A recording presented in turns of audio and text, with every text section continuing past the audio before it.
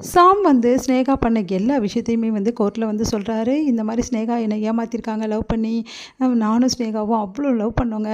7 வருஷமாக ஸ்னேகாவை எனக்கு நல்லாவே தெரியும். நாங்கள் சின்ன வயசுலேருந்தே ரொம்ப ஃப்ரெண்ட்ஸுங்க. அதுக்கப்புறம் லவ் பண்ண ஆரம்பித்தோம். அதுக்கப்புறமா வந்து ஸ்னேகா நான் ரொம்ப ஏழைன்னு சொல்லிட்டு நான் பணக்காரன் நினச்சேன் லவ் பண்ணா. அப்புறம் நான் ஏழைன்னு தெரிஞ்ச வந்து நான் லவ்வை விடுறேன், எனக்கு உனக்கும் சம்மந்தம் இல்லை அப்படின்ற மாதிரி சொல்கிறா. ஆனால் ஸ்னேகாவை என்னால் மறக்க முடியல. நான் எவ்வளோ கெஞ்சி பார்த்தேங்க. ஆனால் ஸ்னேகா வந்து என்னை வந்து அவாய்ட் பண்ணா. அதனால் ப்ளீஸ் ஸ்னேகா சொன்னா கேளு அப்படி சொன்னா. ஆனால் அவள் மனசை மாற்றிட்டு வேணும்னே வந்து சிவா வந்து லவ் பண்ணா அப்படின்னா. சிவா வந்து பணக்காரர் இல்லையா? ஆமாங்க. ஆனால் அவர் தான் வந்து நம்பர் 1 இருந்தார் டாக்டர் துறையில்.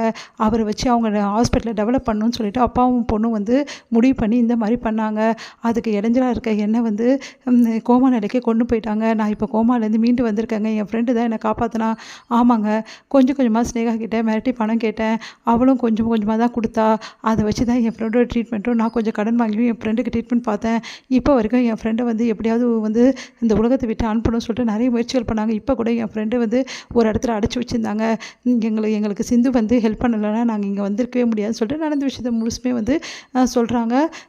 ஷாமும் அவங்க ஃப்ரெண்டும் அதெல்லாம் கேட்டு ஸ்னேகா பயங்கரமாக கத்துறாங்க. இவன் யாருன்னே எனக்கு தெரியாது, இவன் எப்படிப்பட்டவன்னு எனக்கு தெரியவே தெரியாது, யார் வேணும்னே வந்து இந்த சிந்து ஜோடிச்சு ஆளுங்களெல்லாம் கூட்டின்னு வந்து வேணும்னே என் மேலே வந்து வீண் பழிய போடுற, எனக்கும் இவங்களுக்கு எந்த சம்மந்தமும் இல்லை சொல்லி ஸ்னேகா கத்துறாங்க. உடனே வந்து அப்படியே ஸ்னேகா, அப்போது நீ என்னை உண்மையிலேயே லவ் பண்ணலையா? ஆமாம். நீ யாருன்னு எனக்கு தெரியாது. அப்படியா? இங்கே பார், நீ யாருன்னு எனக்கு தேவையெல்லாம் பண்ண அவ்வளோதான். அப்படியா? சரி ஓகே அப்படின்னு சொல்லிட்டு உங்ககிட்ட ஆதாரம் இருக்கா? இந்த மாதிரி ஸ்னேகா வந்து உங்களை யாருன்னு தெரியாதுன்னு சொல்கிறாங்க. உங்ககிட்ட ஆதாரம் தான் கொடுங்க, நீங்களும் வந்து ஸ்னேகா லவ் பண்ணதுக்கு அப்படின்னோடனே உடனே வந்து அவங்ககிட்ட எங்கள் ஆதாரம் இருக்க போது, அதெல்லாம் நான் தான் அழிச்சிட்டேனே அப்படி சொல்லிட்டு ஸ்னேகா யோசிக்கிறாங்க.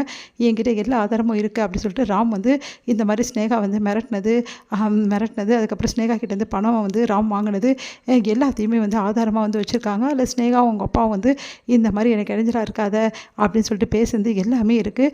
அதே மாதிரி வந்து ஷாமும் வந்து ஸ்னேகாவும் எடுத்துன ஃபோட்டோஸ் அப்புறம் வீடியோஸ் எல்லாமே வந்து பத்திரமா வச்சுருக்காரு ராம். அது எல்லாத்தையுமே வந்து கோர்ட்டை சப்மிட் பண்ணுறாரு.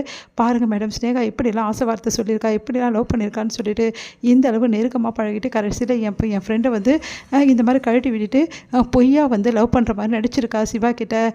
அவள் காதல் நாடகம் வந்து போட்டிருக்கா, இதுதான் மேடம் உண்மை அப்படின்னு சொல்லிட்டு எல்லா விஷயத்தையும் சொல்கிறாங்க. கோர்ட்டில் வந்து நிரூபணமும் பண்ணுறாங்க. அதெல்லாம் கேட்டுட்டு வந்து செம்மையாக டென்ஷன் ஆகிடுறாங்க நீதிபதி. என்னம்மா இதெல்லாம் இப்படி ஒரு கேஸ் போட்டிருக்க, ஆல்ரெடி ஒரு பையனை லவ் பண்ணி அந்த பையனை இந்த மாதிரி வெளி பண்ணிட்டு இன்னொரு ஆளை வந்து என்னை ஏமாத்துறான்னு சொல்லிட்டு கோர்ட்டில் கேஸ் போடுறியா? உன்னெல்லாம் சும்மாவே விடக்கூடாது அப்படின்றாங்க. அதுக்கு ஸ்னேகா வந்து மேடம் அது வந்து வாயை மூடுமா அப்படின்றாங்க. உடனே அவங்க வக்கீல் வந்து மேடம் இது வந்து வாயை மூடு, நீயும் ஒரு பொண்ணா இந்த மாதிரி வேலையை பண்ணி வச்சுருக்கீங்க, ஒரு அப்பாவே வந்து ஆம்பளைங்க வேலை என்ன வேணாலும் பழிய போடுவீங்களா நீங்கள்?